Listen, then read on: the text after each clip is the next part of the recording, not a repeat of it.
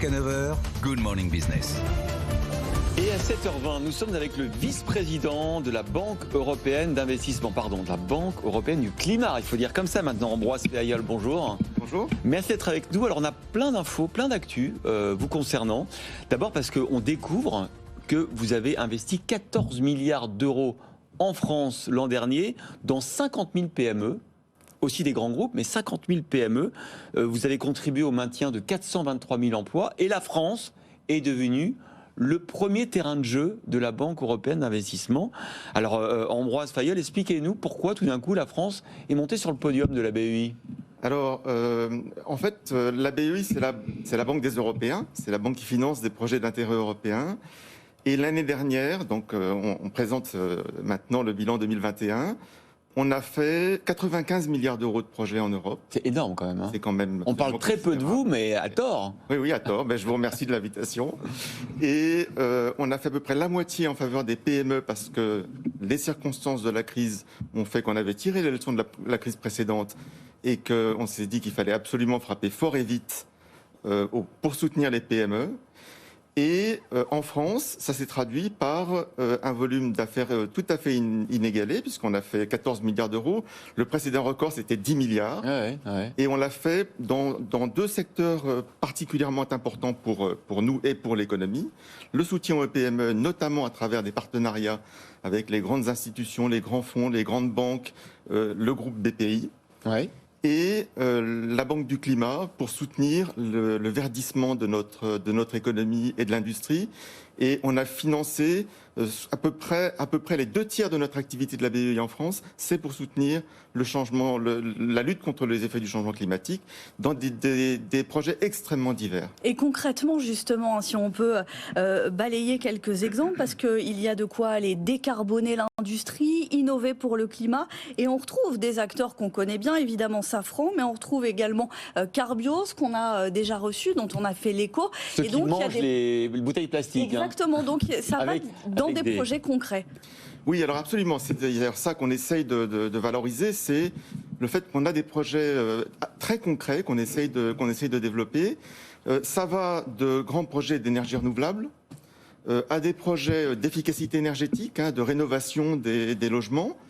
Mais aussi parce que c'est très important, ça coûte très cher en capital, donc souvent c'est pas assez financé, tout ce qui touche à l'innovation dans le domaine climatique. Et donc ça, effectivement, Safran pour les moteurs verts, Carbios... C'est-à-dire que les avions verts de demain, il leur faut des moteurs verts. Des avions avec des moteurs qui permettront d'avoir du kérosène alternatif, si je puis dire. Et ça coûte très très cher en recherche, mais c'est indispensable pour tenir les engagements climatiques. Alors si vous n'êtes pas toujours visible à la BEI, c'est parce qu'au fond, vous avez tellement de canaux d'intervention. C'est-à-dire que soit vous allez directement dans les entreprises, c'est parfois le cas, soit vous donnez de l'argent à des fonds d'investissement qui vont investir, par exemple dans les biotech, soit vous associez à des zinzins, comme on dit français. Pourquoi toute cette palette?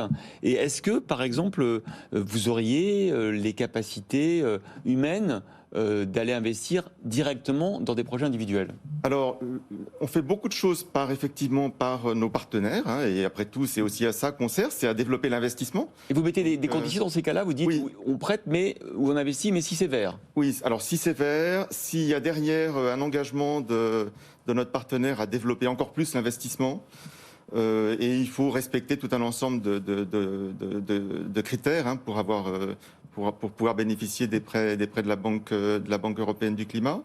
Mais on prête aussi en direct, alors dans des très grandes entreprises comme Safran bien sûr, dans des petites aussi.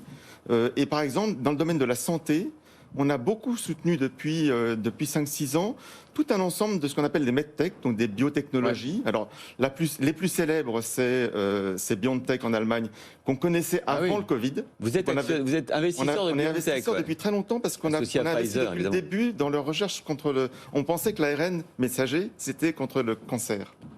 c'est toujours d'ailleurs aujourd'hui une technologie qui peut être très utile dans la lutte contre le cancer.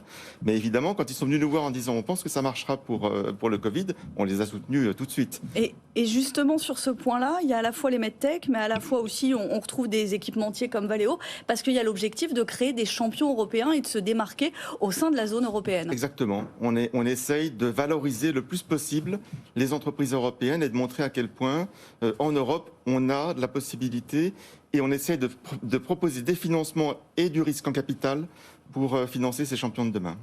Merci beaucoup Ambroise Fayol, vice-président de la Banque européenne du climat. Il ne faudra plus dire BEI, Benaouda Abdelrahim, Banque européenne du climat. Merci d'avoir été avec nous ce matin.